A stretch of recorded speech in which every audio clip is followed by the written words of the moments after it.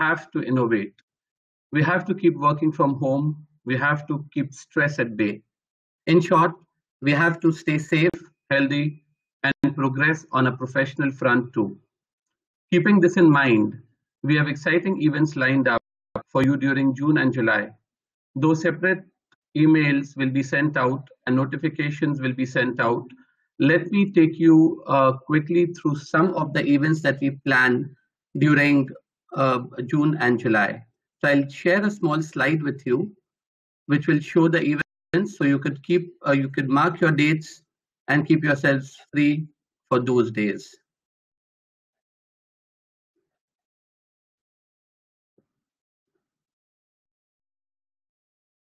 Can you see the Rohit? Can you see this?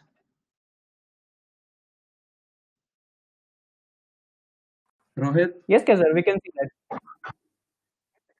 Yeah, okay. We had conducted a CSR activity on food distribution to our, as you know, that there are so many blue-collared workers, individuals who are in dire need of basic necessities. And the situation in the country was grave with regard to those people. In this regard, Kuwait chapter had undertaken a food distribution drive whereby we distributed around 300 dry food kits to our needy brethren. This was, of course, possible with the contributions that were made by the members. Today's event is Say Hello to Career Growth. I'll introduce CA Deepak Bindal in some time. We also plan International Yoga Day celebration. Yoga Day is on 21st of July and 21st of June, and 21st being a Sunday. We've planned an event on Saturday, 8 to 9:30, with Art of Living. So I hope and I wish all of you, your friends, your relatives, and your family can participate in this event. We have a CPE event on Saturday, 27th. An interesting event which we want to launch on the CA Day celebration. That's a launch of our new newsletter. Now, this e-newsletter is actually, in true sense, an awakening, because this was launched 10 years back, and after a few editions, it died off because our editor left the country and went for greener pastures abroad. But now that he's back, we decided to start this edition of Jagrati once again. So I would request all of you, I'm sure you would have received the circular, the email in this regard. So I would request one and all to contribute with articles. Your family could contribute, your children could contribute, and we will get back to you on the structure and more details later. We also plan an online general knowledge quiz on Friday, 3rd July. Now, this quiz is going to be an online, very interesting quiz, which I would want you all to participate. It's a not to miss quiz. We have exciting prizes to give away, and it would be from 10 to 11:30 on 3rd of July. We again plan to have a yoga session on 4th of July with Akhila Vinod, followed by Colonel Ajay, who will be talking on motivation, and he's a very good inspirational speaker. That's on 11th of July. And on 25th July, we plan a CPE again with CA Robin Banerjee. And it's, again, a very interesting topic. It deviates from the regular stuff. It talks about the corporate frauds in the day-to-day life. These are the events that we've planned for June and July. And you see that we haven't really done much on IFRS or things which most of our members are familiar with, and they don't want to actually get into it now and then. So we've kept events which are stress busters. At the same time, they get you up morally, spiritually, and professionally. So with that, I would like to, there's something else that I would mention, that these are challenging times. One important issue that I would like to make is a humble request to you all members to pay your fees as soon as possible. Now, these are challenging times, and we may not be able to collect fees the way we used to in the past. So I would really request members to directly deposit the money or pay your friends. Tell your friends also to contribute and pay as soon as possible. Now, without much ado, let me introduce the speaker of the day, though he needs no introduction, as most of you know him very well. For those who don't, CA Deepak Bindal is the Vice Chairman of ICI Kuwait chapter. He has been actively involved with the chapter activities past many years. An avid reader and a fantastic orator, Deepak is a Toastmaster and is involved with Toastmaster International since past 15 years. He has, of course, this he did not tell me. He was like, do not mention my credentials and do not mention what I've done. But it would be unfair on my part to mention that he has won many awards with his speeches for humor, table topics, etc. He works with Gulf Investment Corporation as Vice President Investments. I now invite Deepak to enlighten us and share his thoughts on the topic, Say Hello to Career Growth. Over to you, Deepak. Thank you.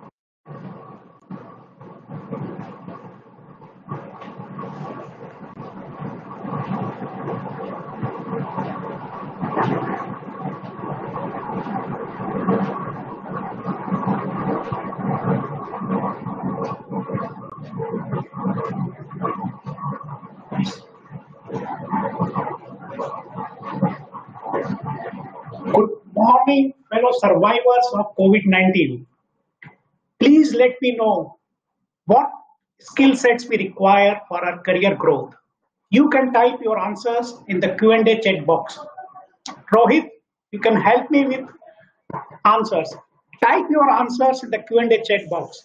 Which are the skill sets we require for our career growth?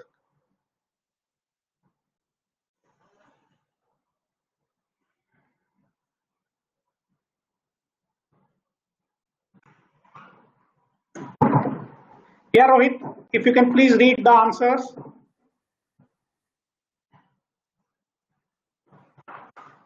Pleasing the boss, good communication skill, leadership and management, corporate communication, ambition, multitask, taking responsibility, emotional intelligence, soft skills,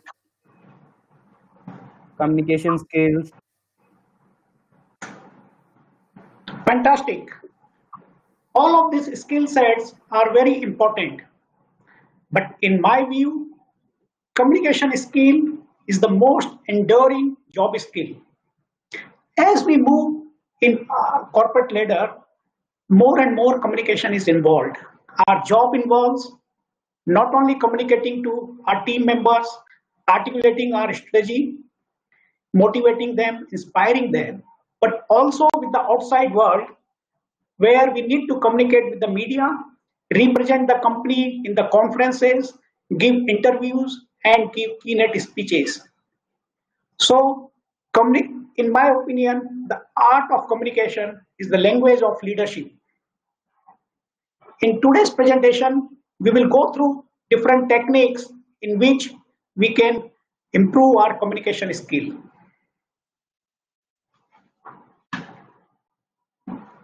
This is the self-image we have. Self-image is the personal view or the mental picture that we have of ourselves. We try to project our self-image to the outside world. How accurately and strongly we can project our image depends on self-esteem. If we have high self-esteem, we will be able to present our image better. Now, the projected image, the question is whether the public perceive the same as what we are projecting. It depends on our communication skills. If we have good communication skills, public will perceive us in the same way as we project. And the good news, we can learn public communication skills. It's just like riding a bicycle or typing. So let's deep dive into communication. I will ask you to identify these business leaders.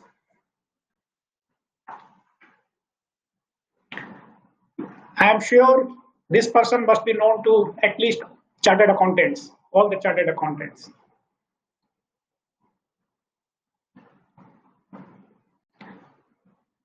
Fourth one also I can guess you must have recognized. The first one is Stephen Elop, Warren Buffett, Ingvar Kamprad, and Steve Jobs. Now, I guess most of you must be knowing Warren Buffett and Steve Jobs, but let me introduce the other two gentlemen.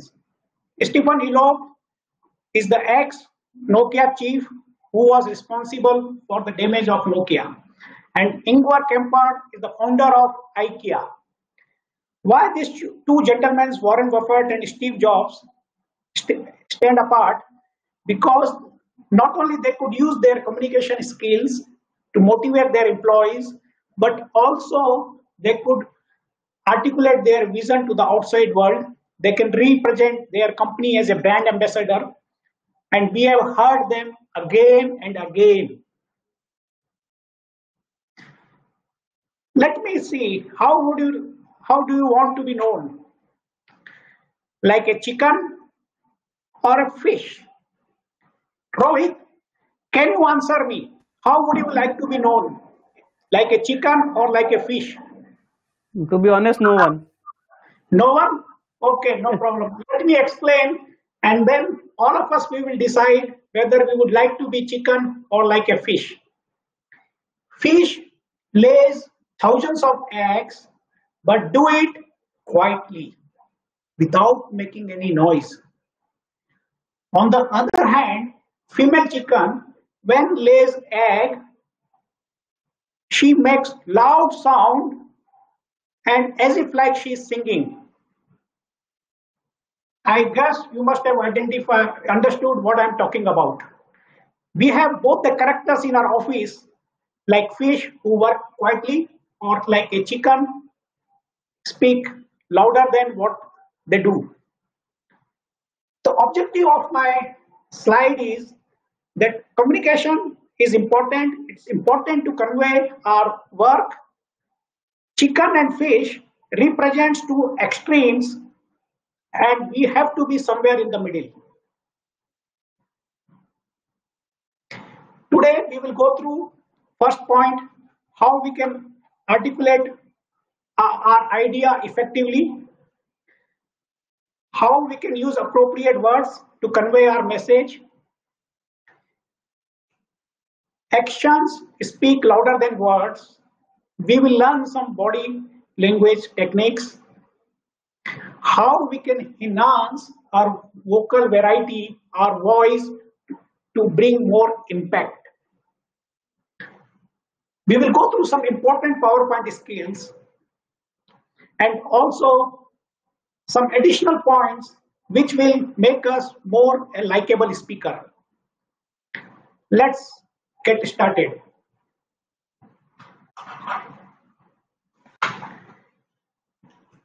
Human brain comprises of two parts, left brain, right brain. Left brain consists of logic, detail-oriented, it's fact, numbers. So if we have to influence left side of the brain, we need to provide logic, facts, numbers. But right side of our brain gets influenced by feelings, imagination, pictures, symbols. It's more artistic part of side. So my message here on this slide, that we need to combine logic and emotions if we want to convince our audience, if we want the other side to understand our viewpoint. So we need to take care of balance, logic and emotions.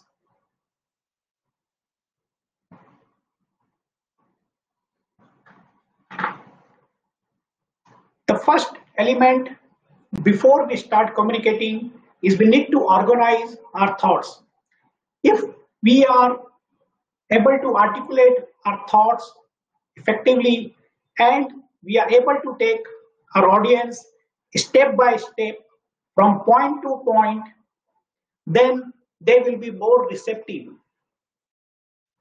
There are many ways in which we can organize our idea. Like if we are speaking on an occasion where we are celebrating the 25th anniversary of our organization, we can arrange our speech in a chronological way, starting with the formation years, the history, and the future. What are the aspirations and plans of the company? So we can move chronological way. If we are talking about the production process in the company, we can start with how we can procure raw material, different steps in the process, and the finished goods. It will follow a logical way. Let's say, especially in today's time, COVID-19 time, if your company is going through a restructuring, reorganization, and you have to talk to your team members, updating about the restructuring, telling them about the new steps company is taking to fight during this difficult time, you have to first address your audience or your team members, how you can address their needs, their job security, how whether they will be the part of the same team, how in the future it will help them in the growth. Once you address that, they will be receptive of your idea to implement the restructuring, will be motivated. So you need to understand these finer points, how you can organize your idea. Once you organize your idea, it will be easier to understand for the recipient, easier to remember, and you will appear more credible. It will be more enjoyable also because they are going through an organized way. After the organizing, the next step, how you structure your idea, how you put on the paper. Before you start articulating your idea on a paper, you need to understand what is the purpose of your communication. It is just to inform something, or you want them to motivate or persuade, or you want them to take some action. Because if you want to take them some action, you have to use more emotions and you have to paint a picture for the future. Then your communication will be effective. So once you are clear about your purpose of the speech, your communication, whether it's internally or external to the company, there are three important points to follow in structuring. The first one, the opening of your communication, whether it's a written communication or verbal communication. You need to let the recipient of the message know what is your objective of your communication. What is the purpose? What you want to, why they should read further or why they should listen to you. Clear your objective or message in the opening. Especially if you are having a verbal communication in your company or outside, or let's say in keynote speech, or like as of I am doing today, your opening should capture the audience attention. In today's world, it is said that if you cannot capture the audience attention in the first 7 seconds, they are gone. They will go into their WhatsApp. Now, the question arises, how you can capture audience attention? There are various techniques. The first thing, you can ask them a question, like I did today when I was asking you about the skill set required for leadership. Or you can start with something, a startling statement. Like to some extent, when I said, good morning, fellow survivors of COVID-19. So I made it something new. I could have said, good morning, friends, which was a very routine, mundane way of starting a speech. So I tried to capture the attention of all of you. You can also start with some statistics. Let's say you are giving a talk on stopping use of tobacco. What you can do, you can start like this. In today's world, every year 7 million people die because of use of tobacco. Suddenly, you get the attention of the audience. Yes, 7 million people dies. This is the fact I have gone through. Also, you can start with a story. Let's say you are trying to motivate your employees in the company to handle this COVID-19 crisis. You can start with a story of 2008 economic crisis, and let me share how you can do it. My dear colleagues, 2008, everyone wrote off our company. Everyone thought we are going to finish, but we survived. We again came up. Now, again, we will survive. So like this, you can start with a story to attract the audience attention. Or you can start with a quotation. Let's say you are motivating your employees to make some action. You can use the Walt Disney quote. He said, to get started, you have to quit talking. You have to begin doing. Or there are various quotes from Mahatma Gandhi, Nelson Mandela, Abraham Lincoln. Apart from what they did good, one best thing they have done, they have given a lot of quotes to us. When you use their quotes, it shows that you are prepared, you are well read. So using quotes are very important way to attract the audience attention. Now, what you should not do, especially my humble request to all of you, you should never start your talk or communication by apologizing. Let me give you an example. Oh, I'm sorry, I could not prepare well, I could not sleep yesterday night. I'm really sorry, I will try my best. This puts off the audience.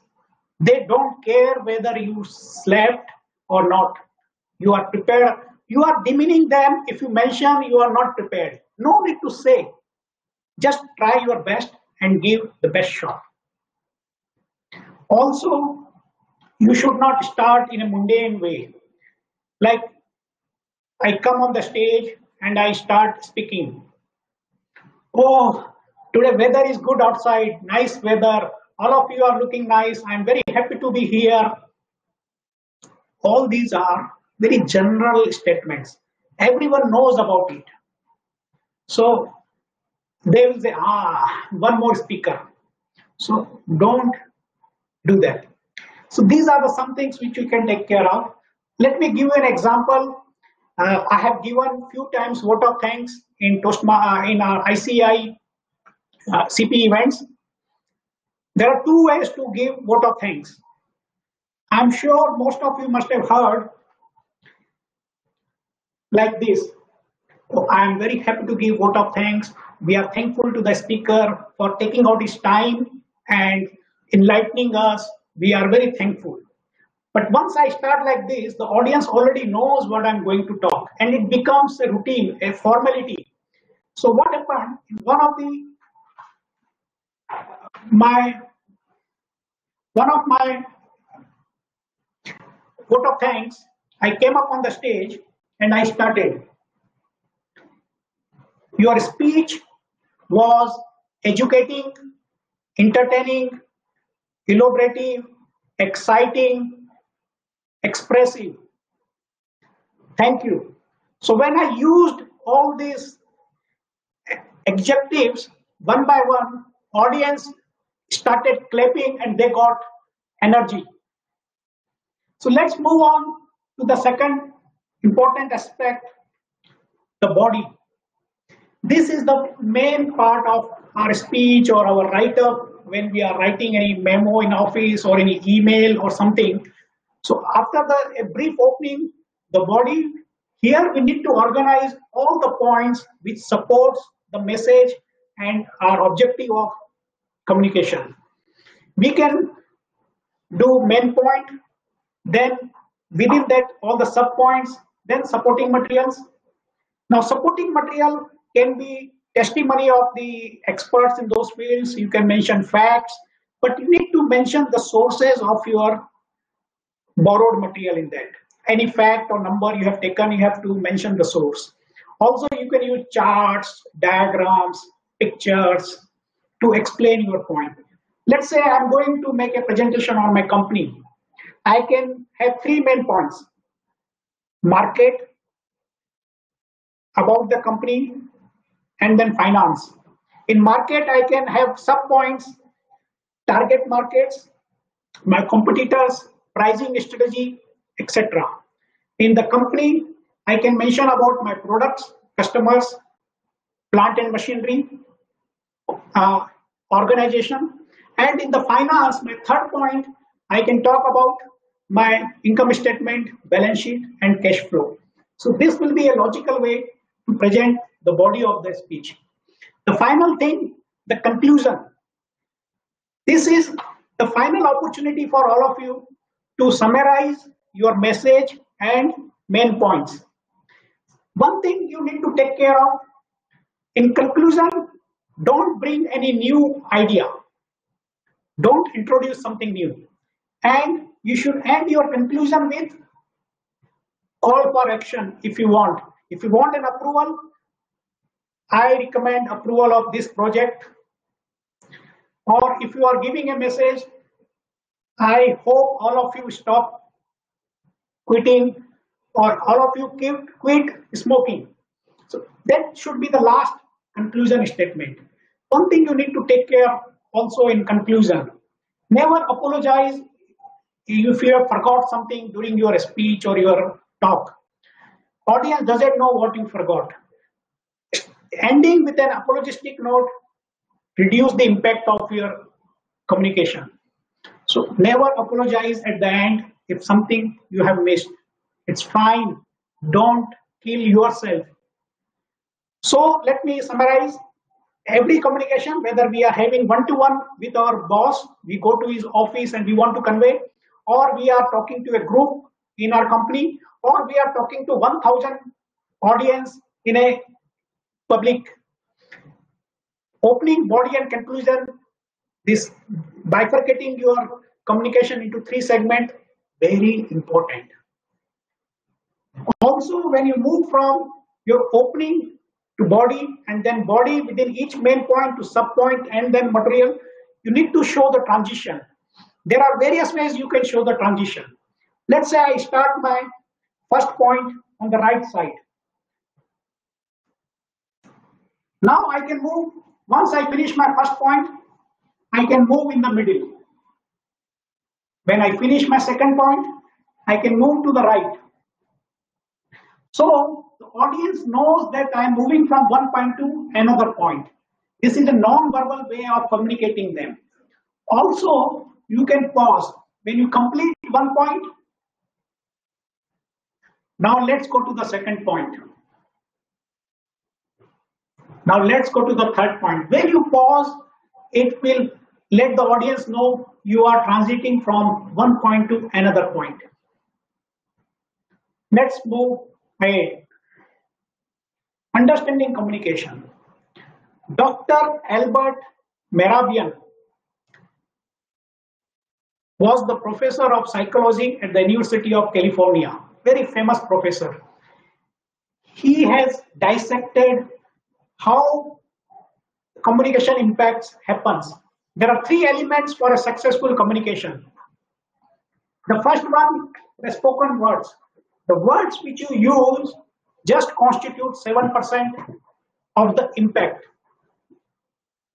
38% impact comes from your voice and tone, and 55% from your body language, how you move your hand, how you move from side to side, your facial expressions, eye contact. We will go through each of these three segments in our subsequent slides. Spoken words, voice and tone, and body language. We can express to impress. So the first one, word power. Having selection of words is very important for the audience. Especially, they may not share the same technical knowledge like us. Therefore, let's say you are speaking to an audience in your company who are production people and we are finance people. So, if I'm talking about IRR, I need to make this abbreviation complete, internal rate of return. They may not understand IRR. So we need to take care that the audience may not be sharing the same technical knowledge like us. So we need to have very clear, simple, short words. We don't need to be Shashi Tharoor to impress the audience. There are many things we can take care of here. One important thing is our selection of words should not be harsh. For example, we must change our strategy. So this can be replaced by we might look into changing strategy, more softer words. We have to accomplish our targets by end of the month. Would it be possible for us to achieve the targets by end of the month? So use softer words in your audience, otherwise they may get cut off. We must, we should, we have to avoid this. We might, we may, let's do. These words will influence the audience better. Another thing, the spoken language is more or less formal than the written language. If you are communicating verbally in the company, there are these helping verbs like is, are, was, were. These helping verbs don't show any action. You can eliminate them while talking, though we use them in writing. How? Let me give you some examples.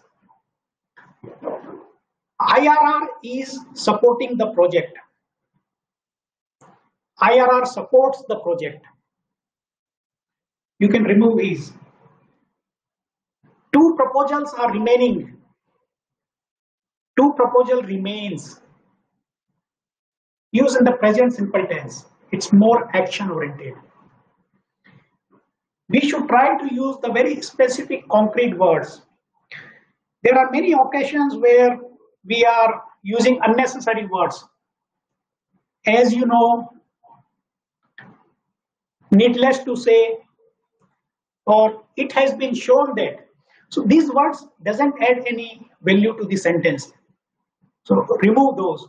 I used to use lot of time, you know, but with the practice, I have been able to control this. So when you record your any verbal communication, you can play the tape and see if any words you are repeating unnecessarily.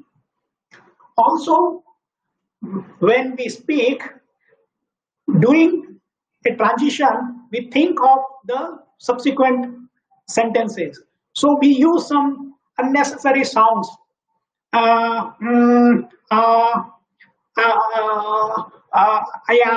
So these sounds comes unknowingly from your subconscious because you are thinking, but your mouth is active. When you practice, you can eliminate this unnecessary jargon and sounds.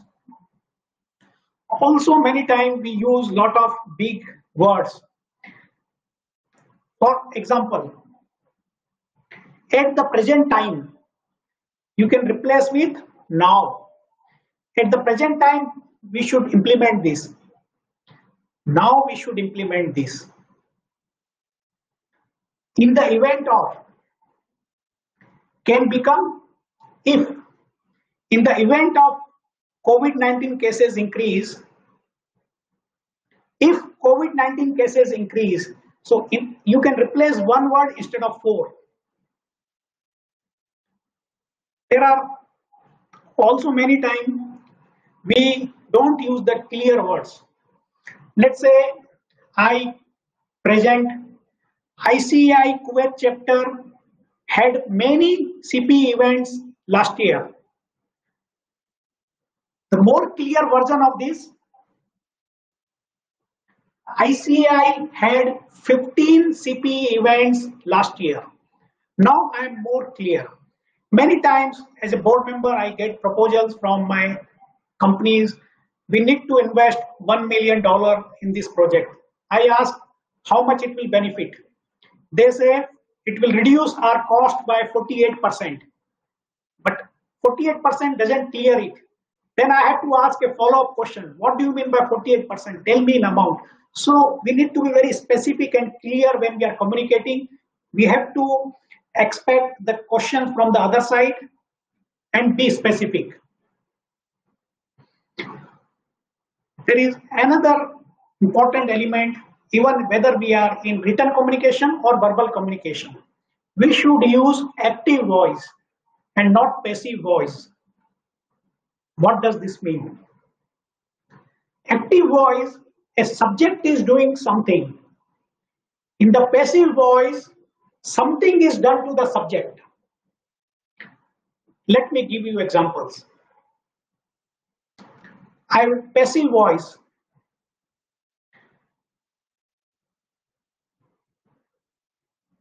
Kaiser was selected as chairman by ICAI chapter. Active voice. ICAI Kuwait chapter selected Kaiser as chairman. So ICAI selected Kaiser instead of Kaiser was selected by ICAI. The proposals were approved by the board. The board approved the proposals.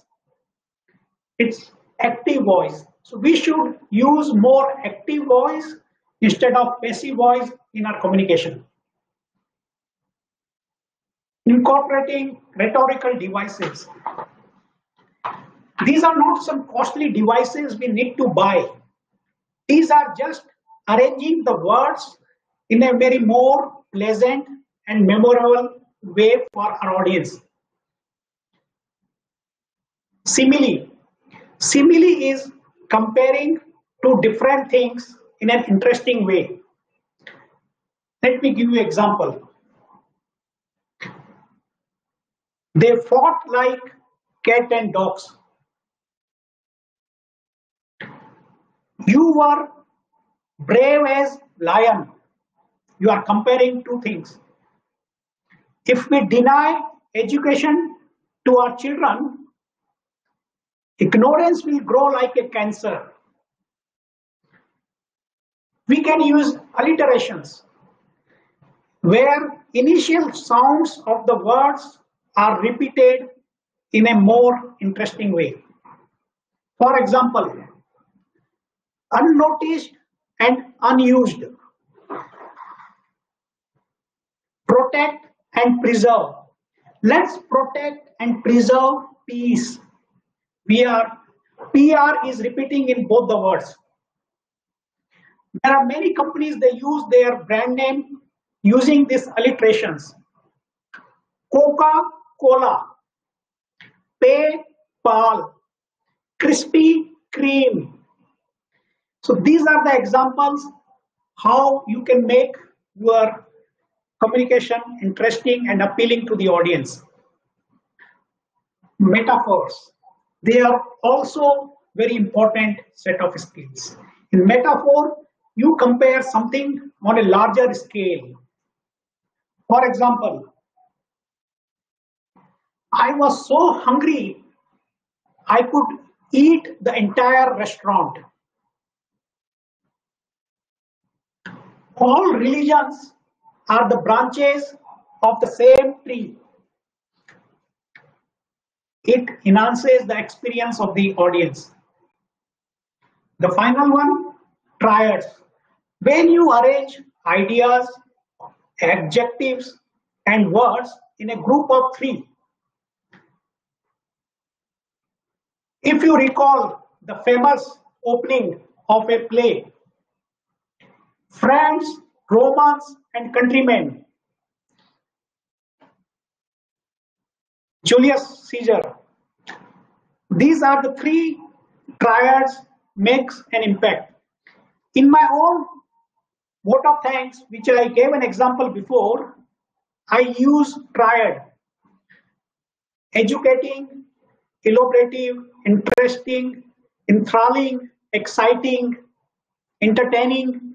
So when I'm using these words in a triads, it enhances the impact of your message. So with this, we finish the word power, the 7%. Now we move to the next, our body speak.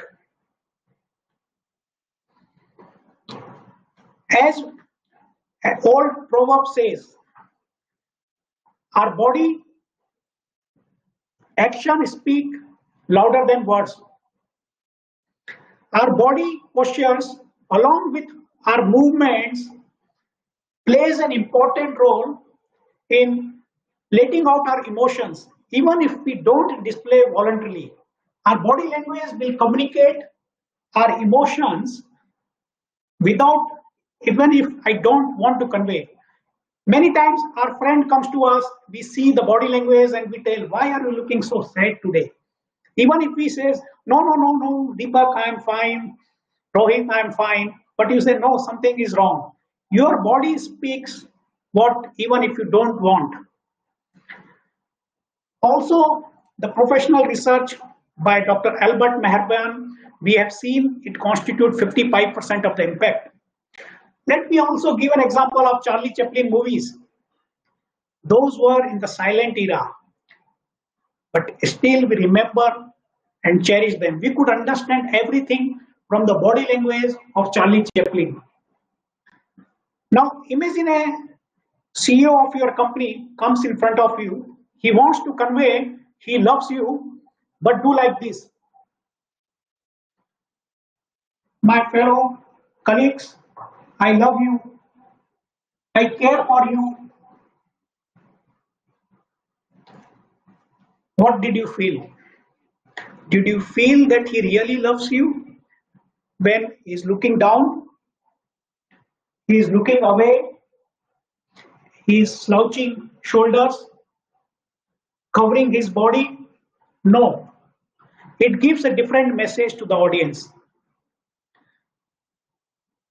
Not only our body language communicate confidence and power, but also it illustrates the points which we are trying to make. Body language is expressed through our postures, gestures, eye contact, and facial expressions. Let's touch upon each and every one. Stance. Though we are supposed to move during our speech, I have very limited area I can move on, but if we are on a bigger stage, we need to move. But there will be occasions where we need to stand still, especially when you start your speech opening, you have to stand still. In the closing, when you are giving your message, or you have to stand still when you are conveying some important message. You can't move and give an important message. So, what is a good stance and what is not? Let's go through both scenarios.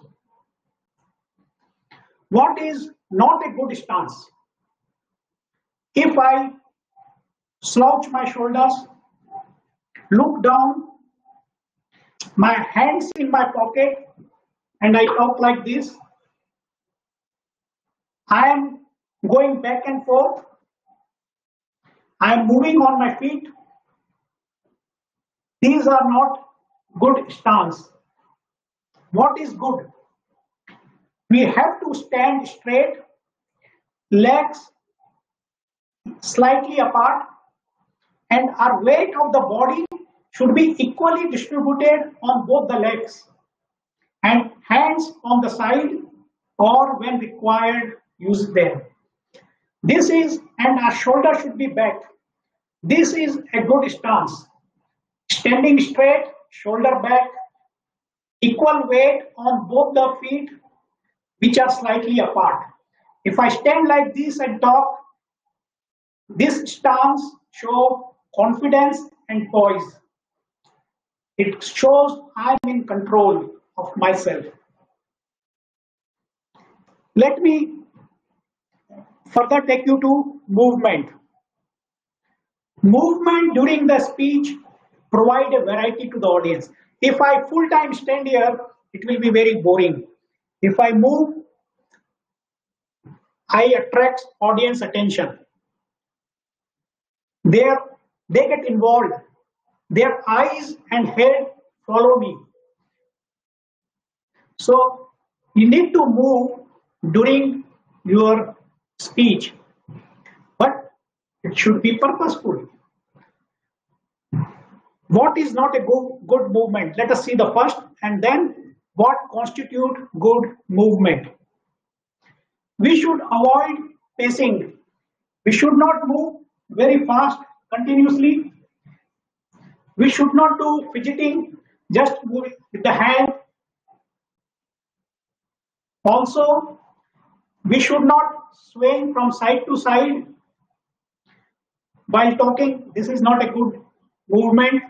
Or going back and forth. We need to avoid these movements. What constitutes good movement? We need to move point to point. Point 1, point 2, point 3. Also, if we have to make an important point, we need to move forward and talk to the audience. When I am coming forward, my friends, we should always speak truth. When we move forward, the message have more impact on the audience. Also, our movement should reflect the emotions we are talking about. Let's say I'm talking to a child in my speech. I need to look down and talk. I cannot stand. My son, how are you? My son, how are you? My body movement should be in line with what I am communicating. If I am describing the cold weather, my body should show I am feeling that cold. Let's see some more how we can move in a different setting of our audience. In the conference room, we should move in this orange area in front of the table, but we need to just make sure we don't come in the front of the projector. But this orange area we can use to move. If the room is U-shape, then we can have a more wider area, but we should not cross the first row because we should not show our back to the audience. So we should restrict our movement within this orange area. If we are speaking at a place in a theater stage, the speaking area is in the triangle shape, highlighted triangle shape. Why? Because if you move to the other part of the stage, you will not be visible to certain section of the audience. So triangle is the area where everyone can see you. If you are talking about the dinner setting and you are speaking where the tables are set up in a dinner area, then you can use the stage in the triangle shape. Also, you can come down to the first and second tables. Should not go further. Why? Because we should not show our back to the audience. It's not good to show our back to the audience. Gestures are the most important expressive part of our body language. They consist of head, shoulders, and hand. Head, shoulder, and hands. How we can use them during the speech? Head movement reminds me of my very first day in Kuwait when I joined Al Shaya. My boss, Uchin Jain, he took me to a senior management person, Mike Smith, British. When I went to meet him, after coming back, my boss, Uchin Jain, took me to a separate cabin, his office, and gave me a profound advice. Deepak, you are moving your head too much. When I was in front of the Mike Smith and he was telling me what I'm supposed to do, I was doing like this. I was so excited. I was new from India. I was doing, yes, yes, I will do. Yes, sir, yes, sir. I was moving my head too much. When I came to Kuwait, I learned we need to keep our head straight only when it is required, not too much shaking of our head. Some basic gestures which we can do with our hand, we can describe the size, the shape, the weight, and the direction. I can show the direction. I can use my hands to do that. Our hand should be within this box. It should be above our waist and up to shoulder. Our hand should be little away from the body. I should not make my hand movement very close to my body. It should be little away. I should not move very fast. I should not have the same hand gestures continuously like this. I need to vary my hand gestures depending on the situation. Now, there are many hand gestures which conveys different meaning to different people. Let me give an example. Rohit, can you tell what is this hand gestures? What I am conveying?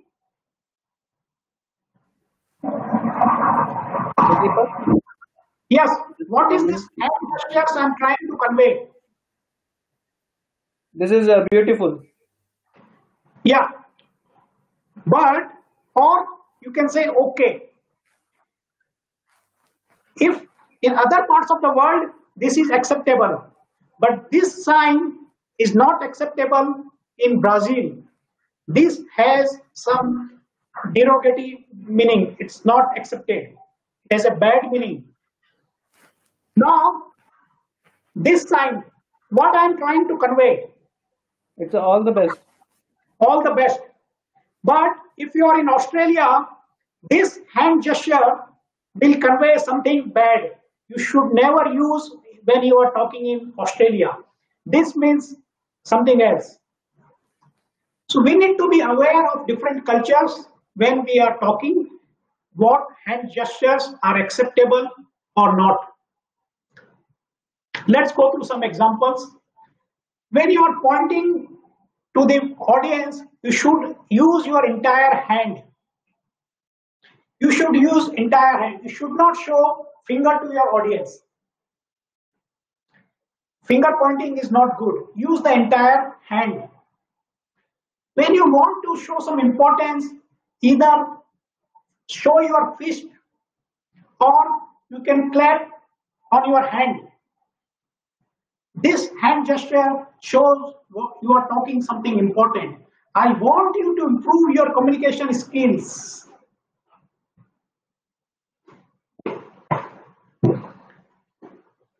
If you are doing some comparison, this proposal or that proposal, you can use your hand to show the comparison. When you are talking about you, use both the hands and all finger. I was very lucky when I came to Kuwait. This is the way. Don't use just one hand or this. Use both the hands. When you are showing up or talking about unity, open your hand and use your palms, open palms. Now, open palms plays an important role Like when I started my speech, I started, "Good morning, fellow friends. Good morning, fellow survivors." My both the hands were open and I was showing my palm to the audience. It shows I have nothing to hide. You can trust me.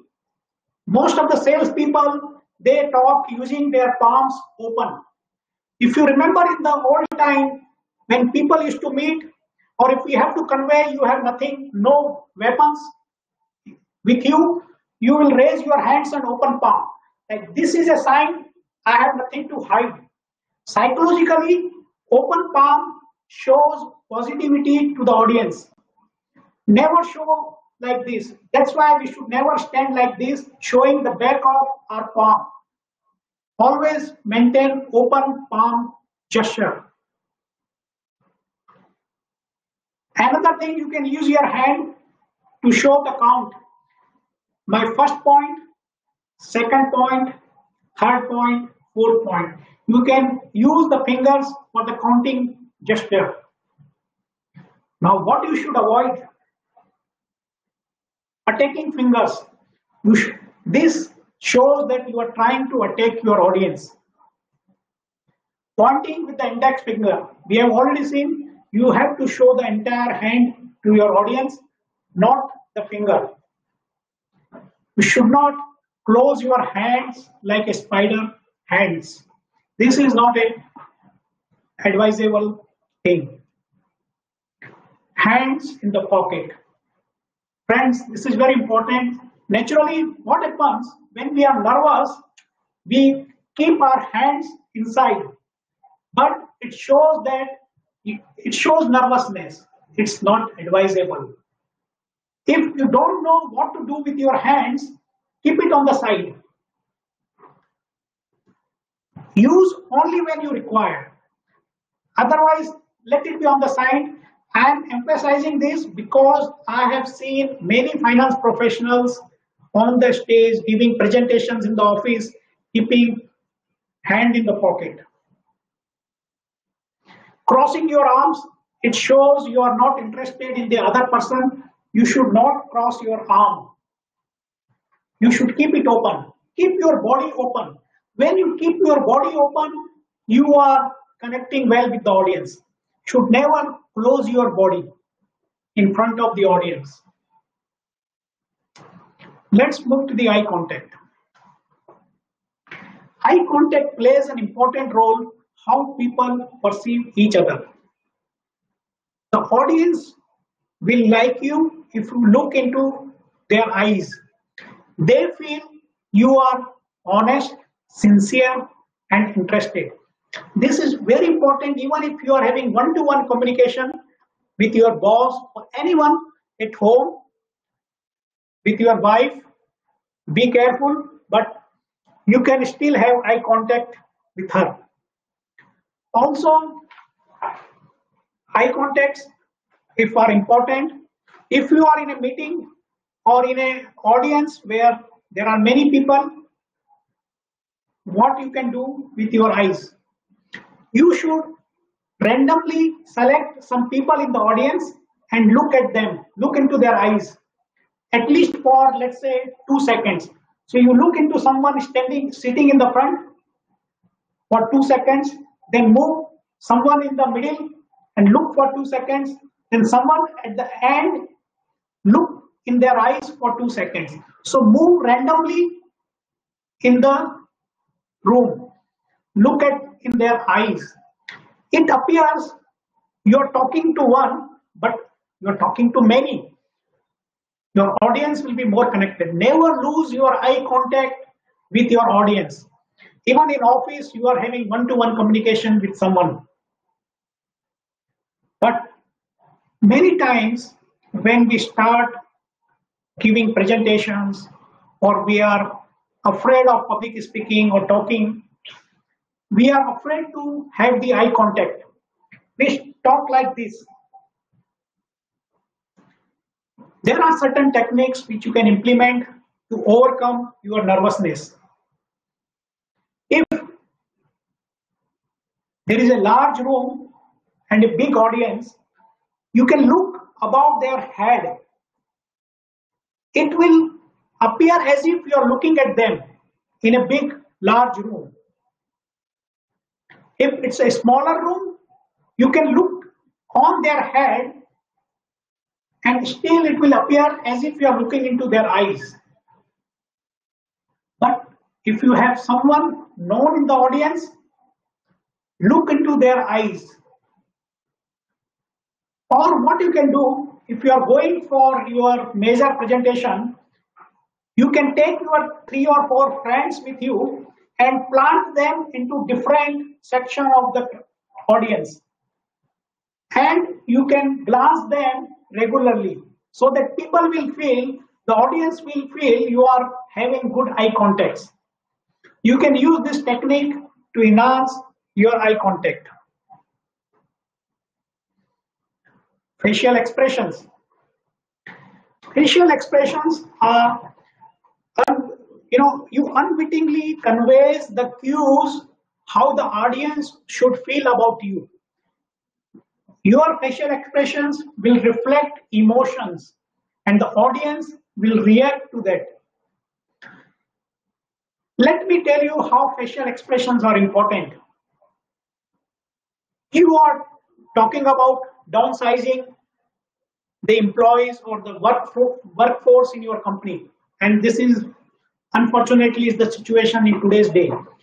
When you are talking to your employees about downsizing, and if you are smiling, it will convey a different message.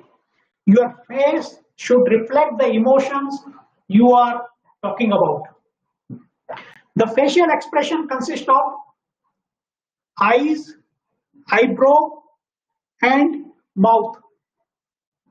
This plays an important role in conveying sadness, anger, fear, excitement, and exhaustion, nervousness, boredom. You can express all these emotions. This one is a natural pose. You are in neutral situation. This one shows sadness. This is the proper smile. When you smile, your teeth should be visible and even it may wrinkle at the side. Have a full smile with the teeth and mouth wide open. This shows laughter. So your face conveys different meanings. You have to link it with your communication. So we have at the end about the body language, which is 55%. I will conclude that it should be natural and do what is comfortable for you. You can always improve with practice. Let's move to our 4th point, vocal variety.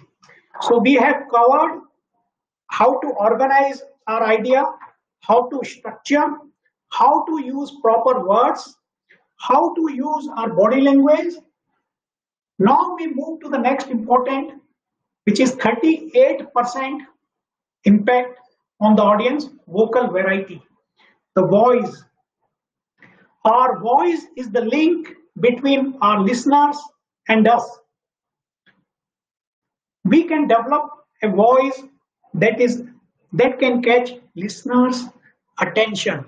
I can play with my voice, which will be keeping the audience attention.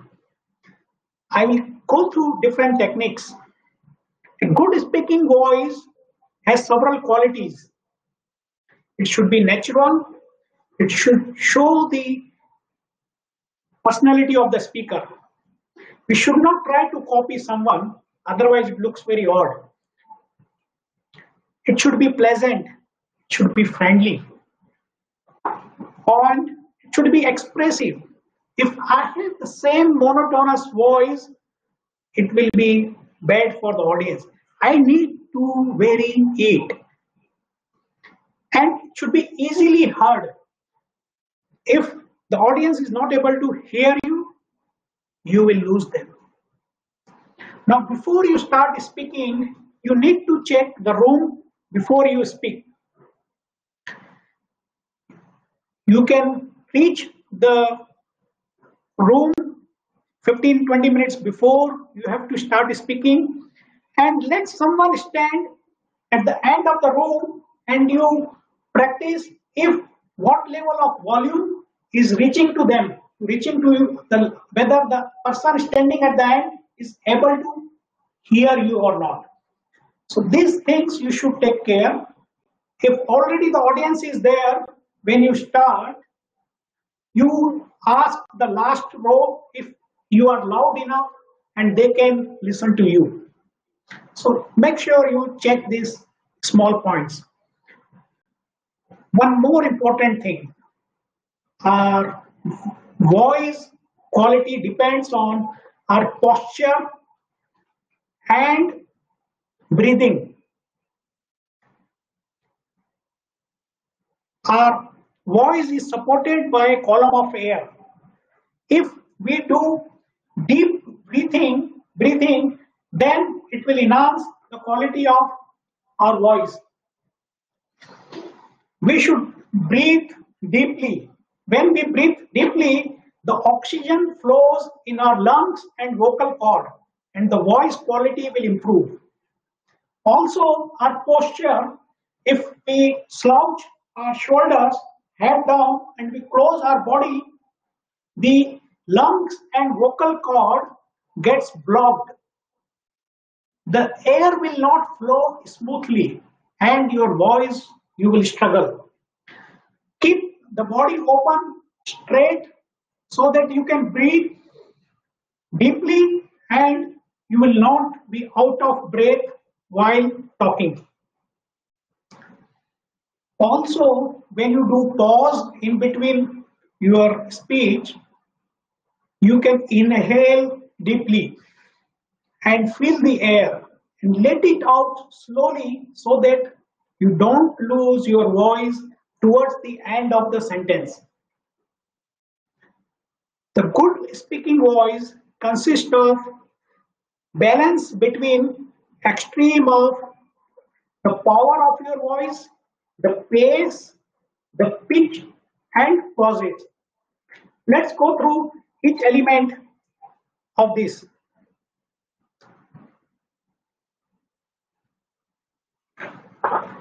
The power of our voice, how loud or how soft we are speaking. If I speak too loud for continuously for my all the presentation, it will bother all of you. If you are in front of me with my loud voice, it will irritate you. So I should not be loud continuously. If I am speaking very softly, then also it will annoy my listeners. They will struggle to grasp what I am talking about. So volume level should be enough for the audience to listen, and also it should vary for two reasons.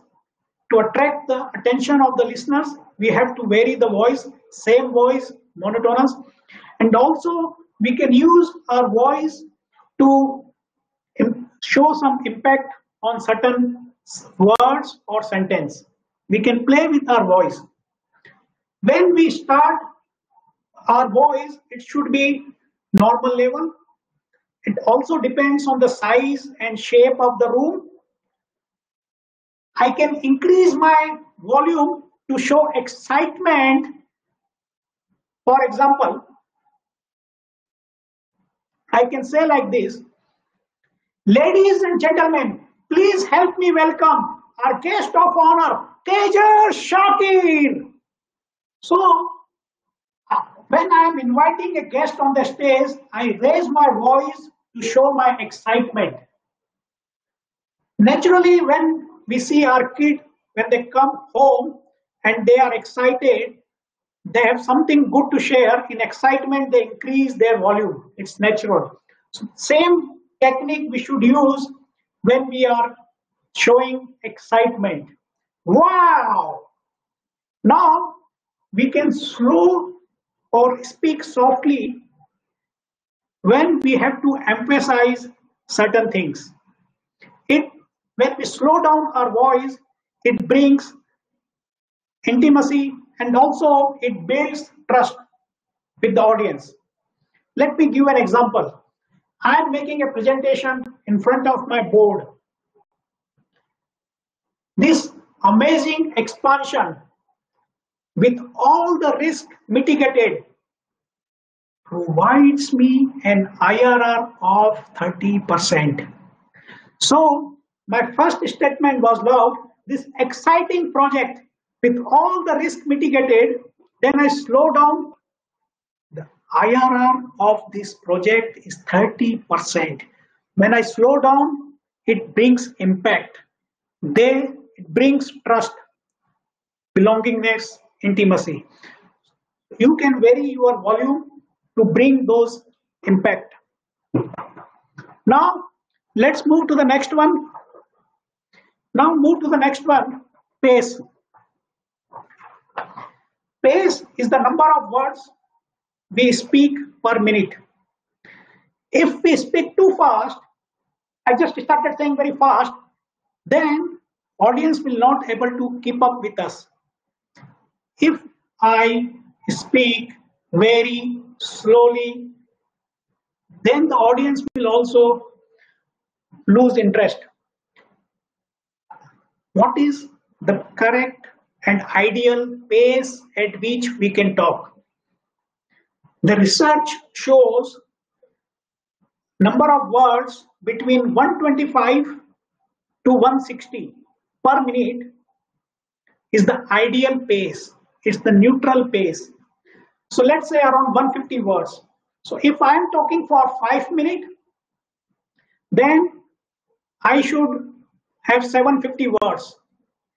For 10 minutes, 1500 words. So we should be aware that if we follow this average, we will be in time and we will have a pace which will be not putting off our audience. But we should vary our pace to show the emotions. If I speak very fast, I show passion. When I am excited about something, I have passion for something, I will speak very fast.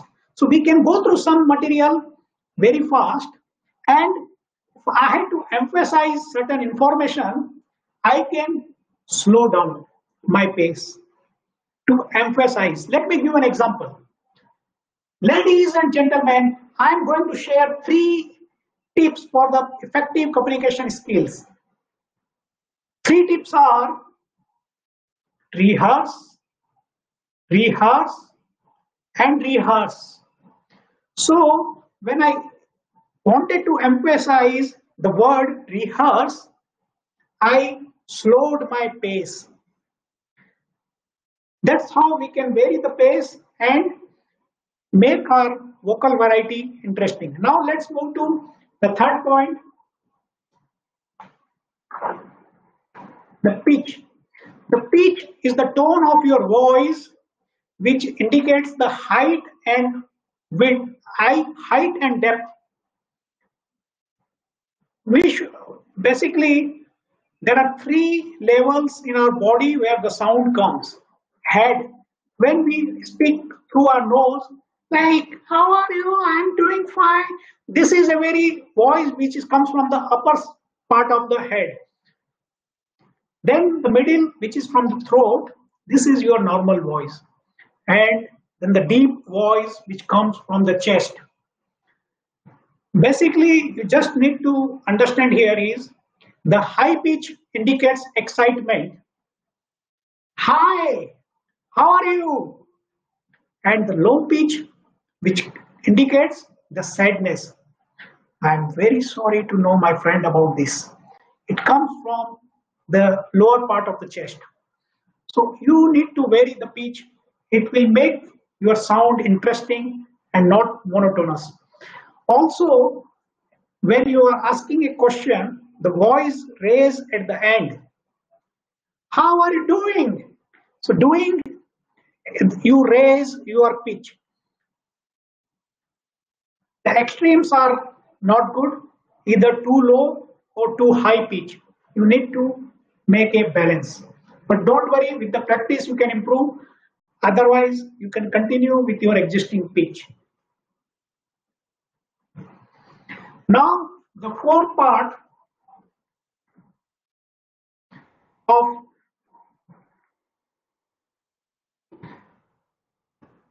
just need a minute, not able to move my slides.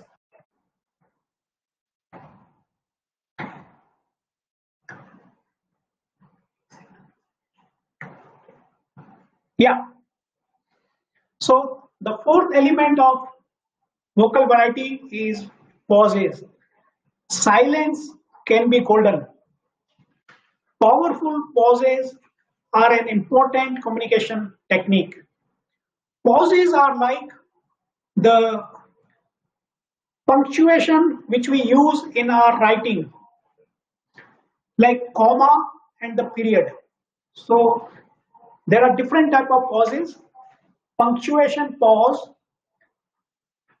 which consists of two elements, clause and period. So the clause pause is when we use the comma in the middle of the sentence. There you need to pause, let's say for a second. But when it is end of the sentence, instead of period, you pause double the minutes, double the time of the clause pause. Let's say 2 seconds.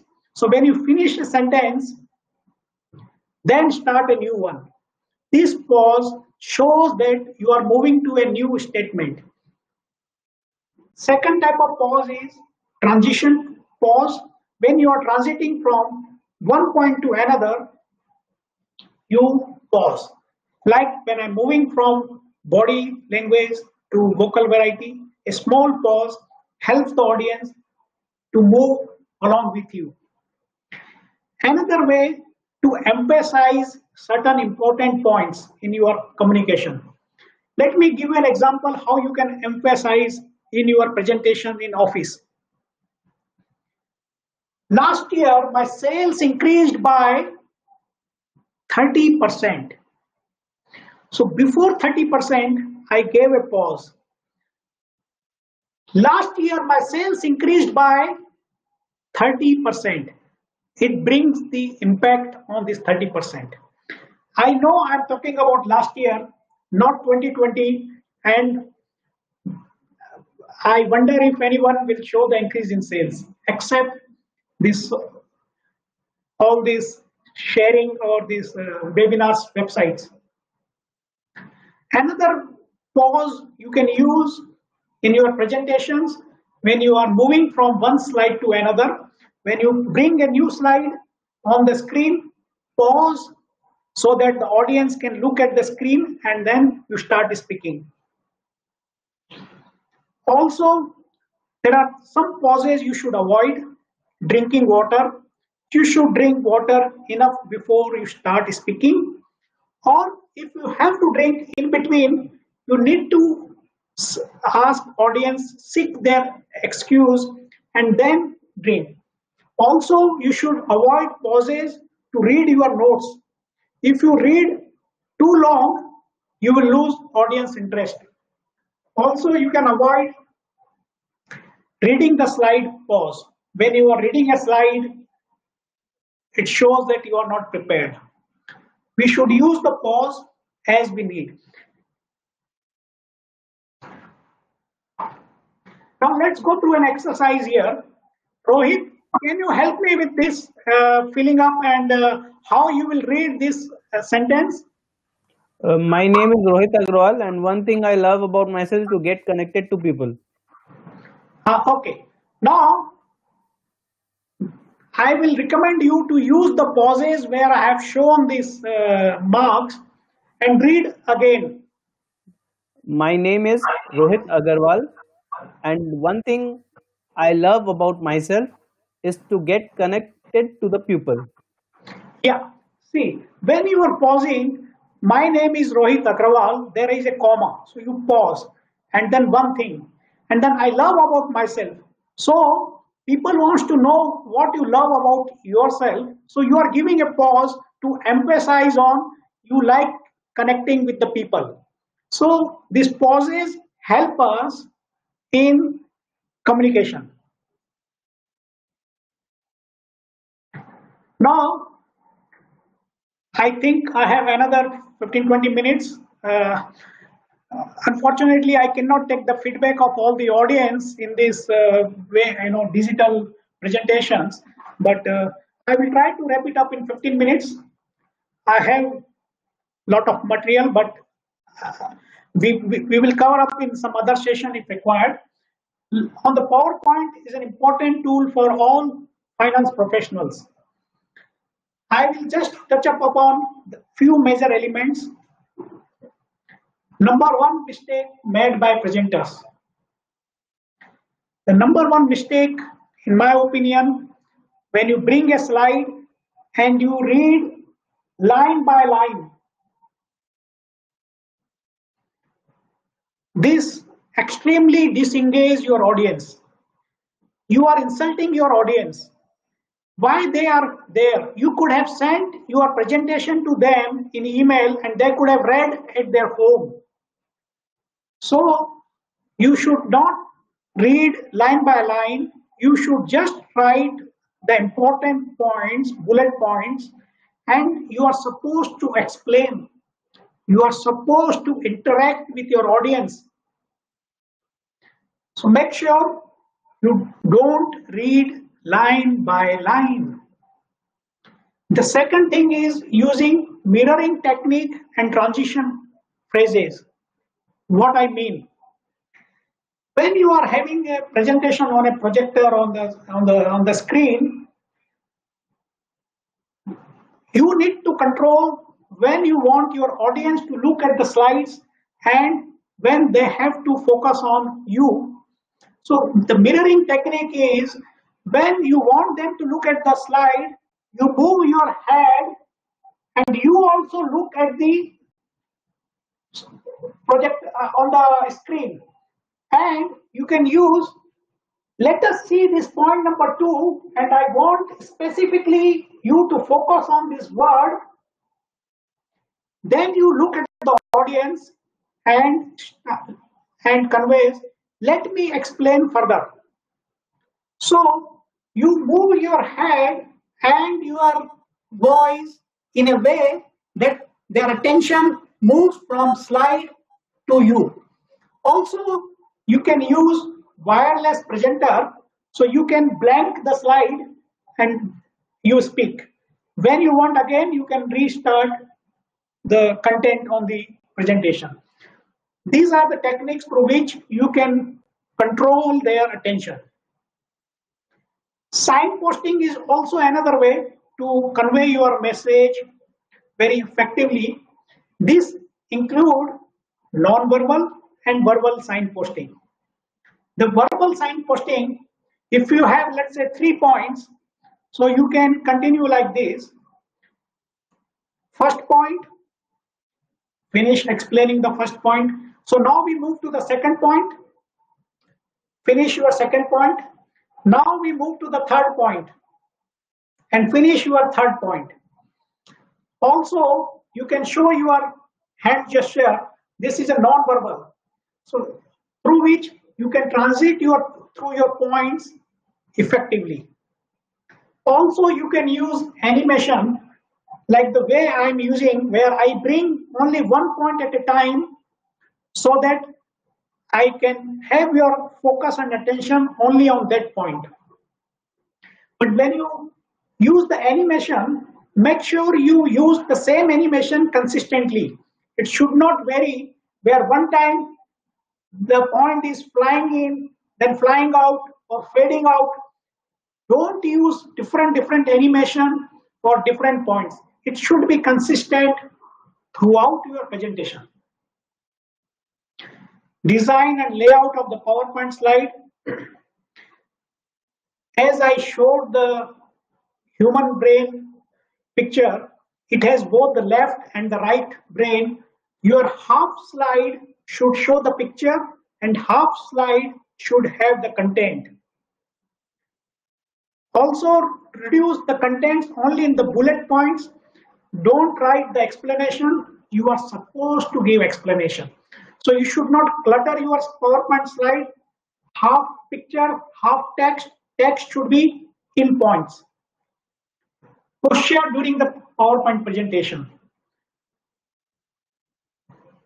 This is something non-negotiable. You should never show your back to the audience. So if you have to read the screen, you should just move on the side.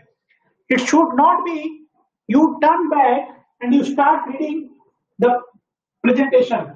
Number 1 point, number 2 point, number 3. You should not show your back to the audience, to your attendees of the presentation. So these were the few points I thought I will share to help all of us in good PowerPoint presentation. Now, before we come to the end, there are some finer points I want to share which will make you more as a likable speaker. Icing on the cake. Audience engagement. How you can engage your audience even if you are making a presentation in the office or you are giving a keynote speech in front of a larger audience. There are some techniques. You ask them certain questions throughout your presentation. When you will ask the questions to the audience, they will be attentive. They will know you may ask them next time. Like I asked a question in my starting of my presentation. Then I was asking Rohit about the sign gestures, and I could have done more if all of you would have been live in front of me. So asking question, also summarizing in between. So I was like summarizing. Now we have covered word, body language, vocal variety. Now we are coming to the end. So summarize in between what you have done so far. Also get their feedback. In between, ask them, are you going too fast, too slow, or you need to do something else? At the end, your speech or your communication is for the audience. It's not to serve you, but it's to serve them. So you have to ask the audience, involve them during the speech. Also, sometimes you can ask them to fill in the blanks. Let's say you are using a phrase, carrot and stick. This is a very famous phrase or famous policy companies follow. So I can say like this, ladies and gentlemen, I want to recommend you to follow a policy of carrot and I ask the audience to fill in. They will reply stick. So they will be part of your presentation. Another way is famous phrase, blessing and disguise. So I can say, this has been a blessing for me, and I wait for the audience to say disguise. So this way, audience will be more interactive. You need to be interactive with them. Also, if your audience react on certain humor which you have done, if they are having a laugh, don't step on that. Wait for them to finish their laugh before you continue subsequently. The second point is lectern and podium. Now, when we reach to the stage, if there is a lectern and podium in front of you, it's become confusing. Should we use or not use? My advice, if possible, don't use the lectern or podium. If you have to use, make sure your upper chest and your face is seen to the audience. If you need to use step, use that so that your chest and head is shown to the audience. If your height is less and the podium is tall. Also, if you are behind the lectern, keep some distance between you and the lectern so that you can move your hand to show hand gestures. Don't touch the podium. If you have to hold podium, use your both hands to hold on the both the side. When you use the podium with the both hands, it shows confidence. Also, you should never come on the side of the lectern and hold. This is not a way to use a lectern. Sometimes people lean on the lectern or podium. You should not lean. Either you are not using the lectern, or you are coming behind. There is no third way to use the lectern half-heartedly. Time management. Time management is very important for us to know how much time we have. I am also trying to manage my time. What we can do, let's say we have 30 minutes to finish our presentation.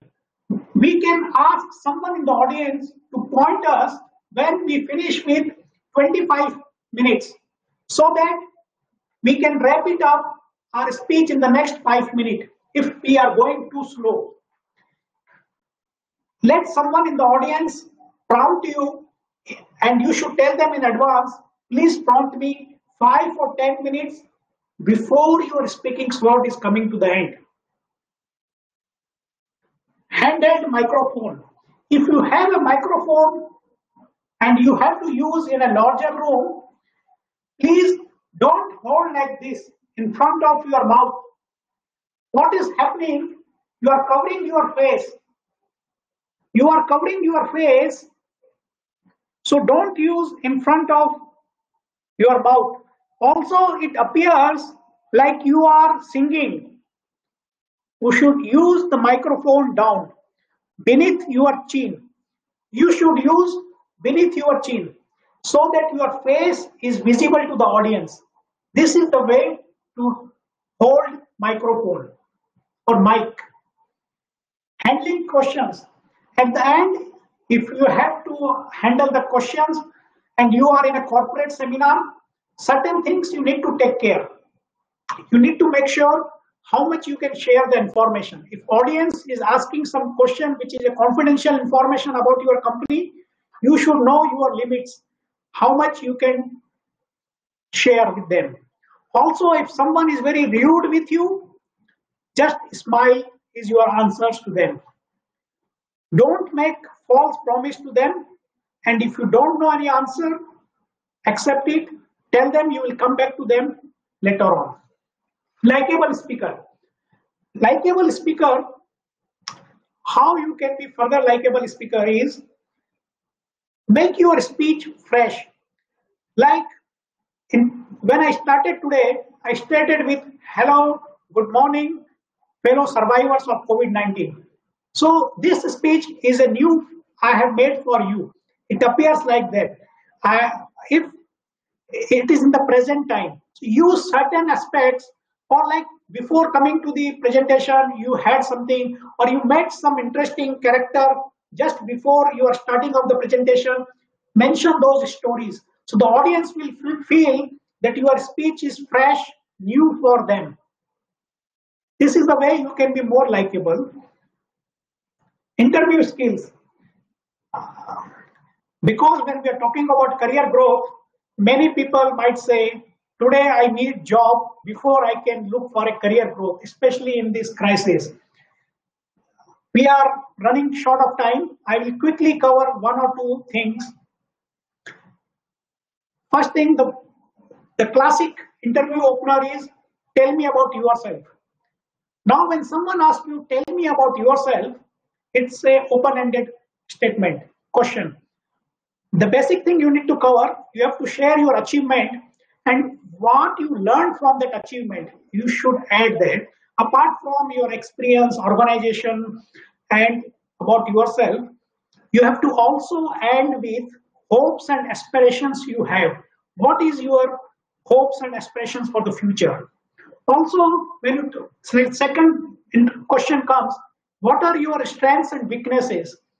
So when you share the strength, also explain how you have used those strengths in your organization to benefit them.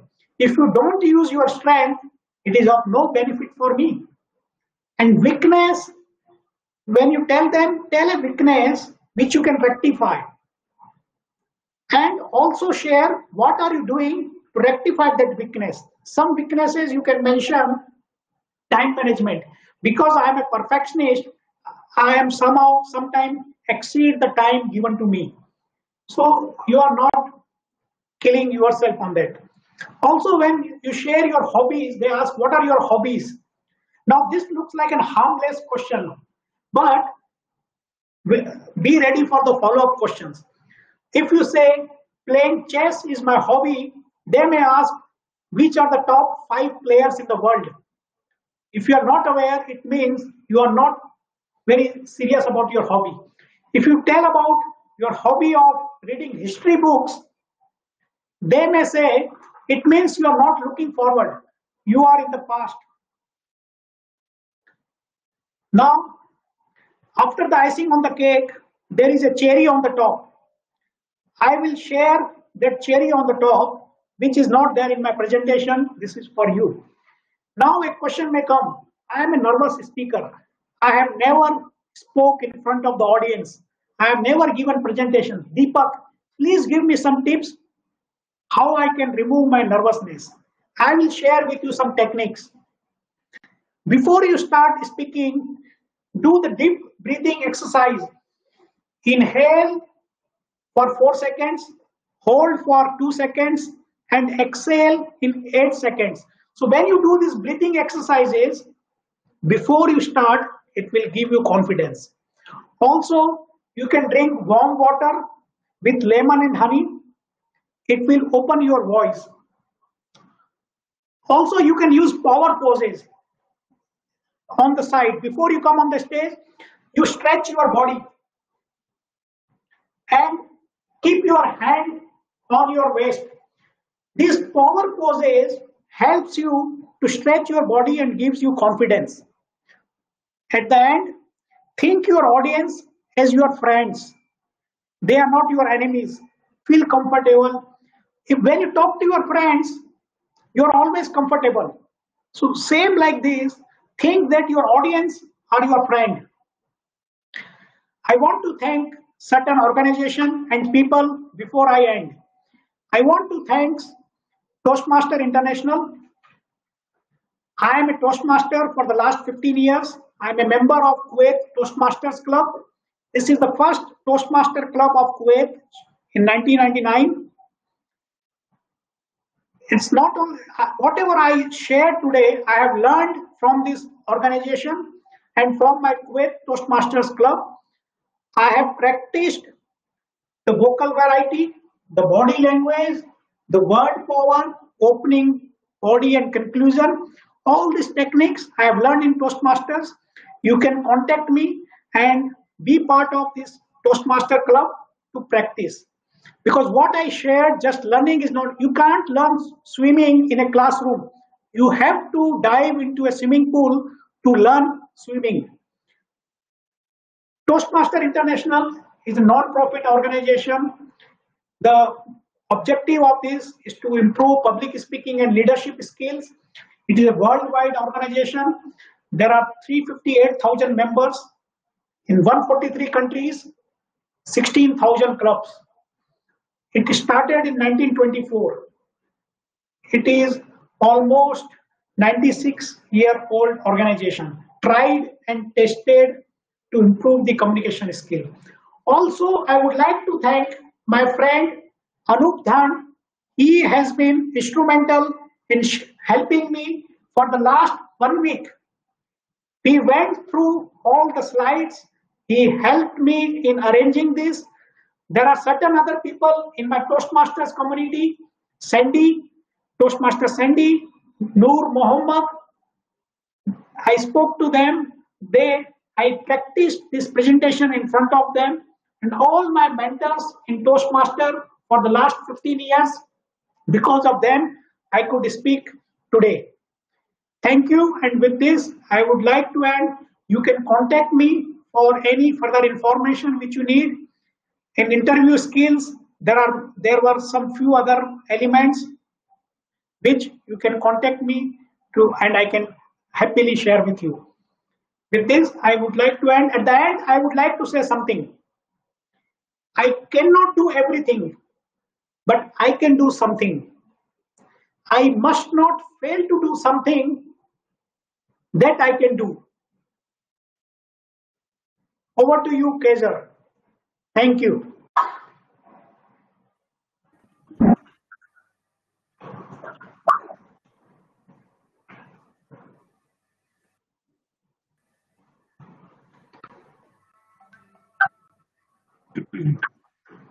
Yeah. Thank you Carry very on. much, Rohit. Thank you very much, Deepak. I would now request Rohit to give a vote of thanks. Yeah.